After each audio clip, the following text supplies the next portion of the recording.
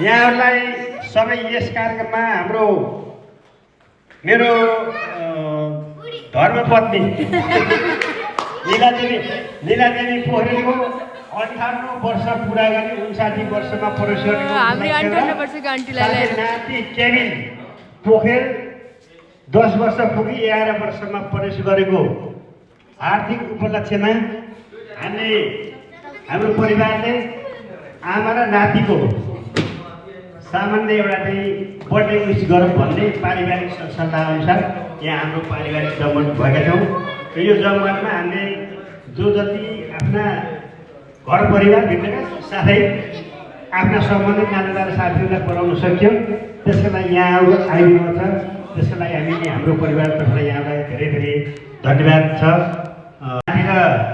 आमा र नातिको धेरै जीवनको मङ्गलमय शुभकामना गर्दै यो रमाइलो र कर्मश मैले चाहिँ अब आमा र अनि नातिलाई अब केक काट्ने कार्यक्रमतिर म अग्रसर गराउन चाहन्छु। हस्, धन्यवाद।